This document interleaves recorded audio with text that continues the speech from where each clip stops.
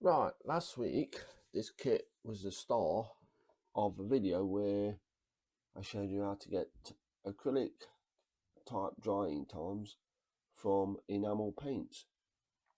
As you can see, if you've watched that video, and I hope you have, because I think it'll really help you out. I cracked on with the first colour. I spent most of last week masking this, and let's get it finished. Roll credits.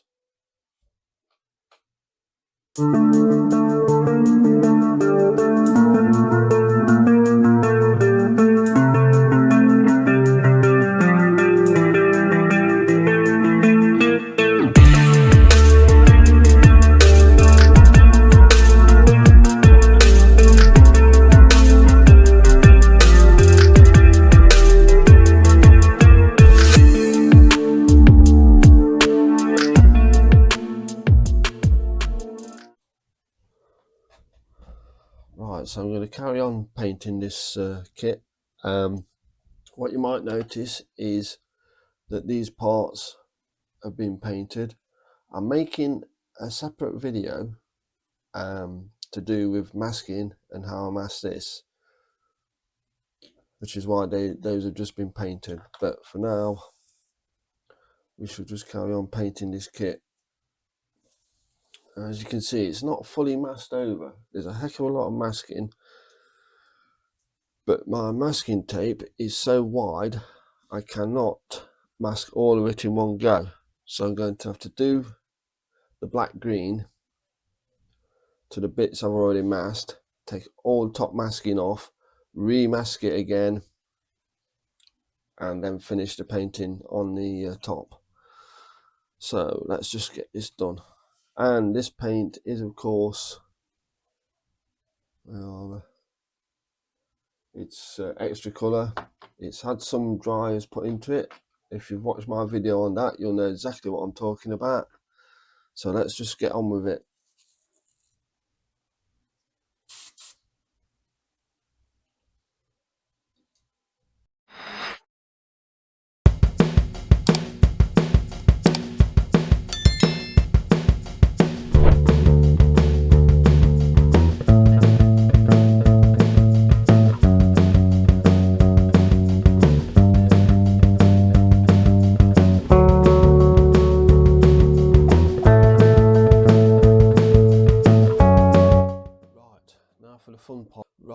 Now for the fun part. Let's start taking this masking off and then remask for the parts I couldn't get to.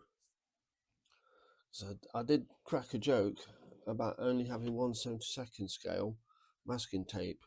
Turns out that is quite true, because this stuff is too wide for me to do the parts in the middle of the wings while I've got this lot masked up. So I'm doing it in stages. But like I say, here comes the fun part.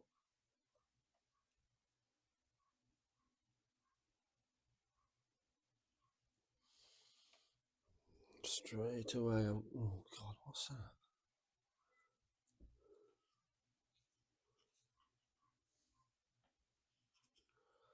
I really hope that's not the paint pulled off.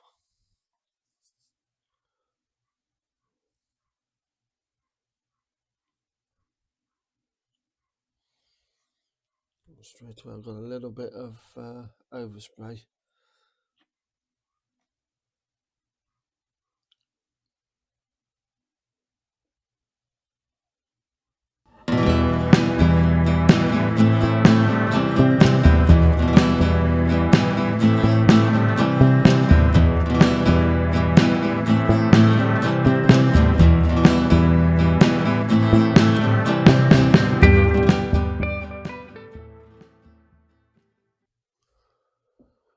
Oh, this undercarriage.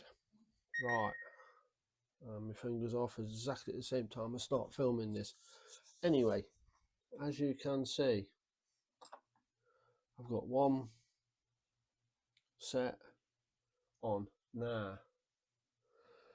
The instructions are incredibly vague. There's no real directions where to put anything. There's no locating holes apart from these two gaps where this part goes in. That part there, 15D, which is helpfully shown kind of edge on, is this part. Nah, the problem is when I put that in as they're showing you as best as I could work out, these two pieces don't fit because this is way too long. So that's either the bottom's sticking out over the nacelle or the top's kind of going over the wheel. So what I've had to do is cut off. Can you see that? Can you see that? Yeah, cut off that part there in order to make it somewhat fit. So apart from that, I'm quite sure I've actually got the wheel turns, so that's nice. So I'm going to crack on with this, get the other three done, which is not going to be a lot of fun, I don't think. This, if I weren't building this as a subscriber build, you guys asked me to build it, thanks. I could see this kit getting installed, just getting up on the shelf of doom and being left for about who knows. But I'm going to solder on, get the undercarriage on, get the doors on, and then we are looking at decals, which will be the fun part. Okay, and away we go. Right, let's get these on.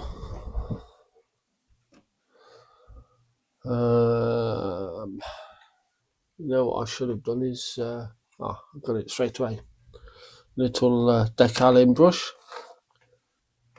So these have had quite a soak because I've been I switched the video off, did a few other jobs, and I've been sorting all sorts of stuff out. So let's get this on.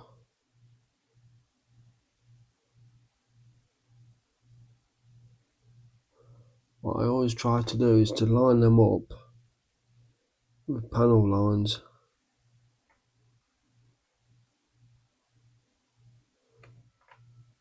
And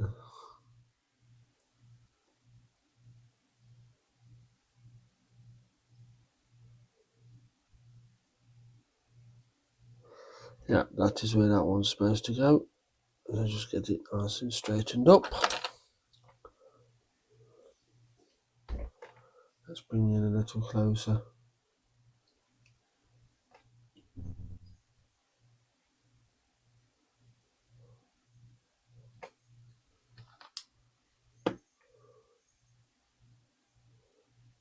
So we can already see these decals are printed not the best. Not the best at all. And I'll be honest with you, with the kind of grief this kit's given me up to now, I'm just going to put them on and worry about it later.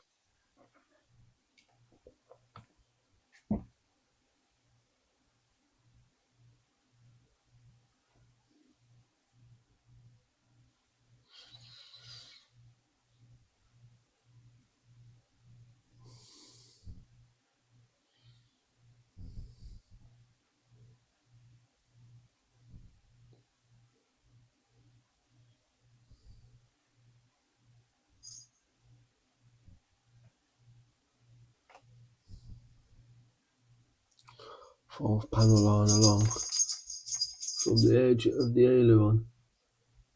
1, 2, 3. Third panel line along.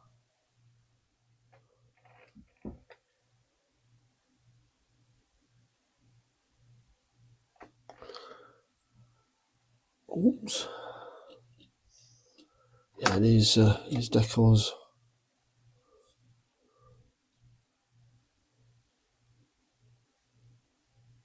aren't brilliant, let's put it that way. So I'll crack on with the rest of them. Hopefully they'll be a little bit better. And I'll see you when I've done that. Right, I've got all the decals on. They went on to the gloss reasonably well. They weren't brilliant. I mean, if you look at this decal sheet, I don't know if you can catch that in the light, but as I was using them, the backing film is incredibly thick. They look more like stickers. You can see that there on this sheet. So I put them on, matte coated this, and the fuselage just went crazy silvered.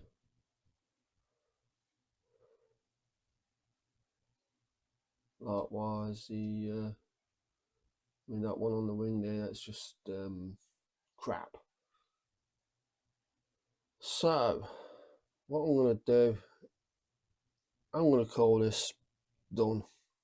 I've got some guns and bits that want going on, and some rocket packs, but I think if I'm going to be honest, 144 scale is not for me. Or maybe there are better ones out there. I have had Rodin decals on a kit a long time ago that just actually disintegrated when it hit water, so I should suppose I've got away quite lightly. The kit itself went together okay. I mean, you know, the ones on the underside don't look as bad, but it's still there. And because I don't do really anything in 144, I've got nothing I could replace anything with. So I'm gonna call this. I've got this aerials and a couple of guns to go on, the rocket packs. I might not even do that. I might just say, look, that's it, I'm done. And there we are, which is a little bit of a shame because the kit itself did fight me here and there, but it don't look bad. If those decals had gone okay, I'd be pretty happy with it. But obviously, there's nothing I can do. Got no replacements, and so this is it. So on that note, that concludes the build of the Heinkel 111Z in 1/144 scale. It's a shame this didn't turn out better, but hey ho, there we are. I shall see you in the next build. Don't know what that's going to be. I might jump to the other extreme and sort out that Focke-Wulf 190 in 1/24 scale. So on that note, I shall bid you farewell.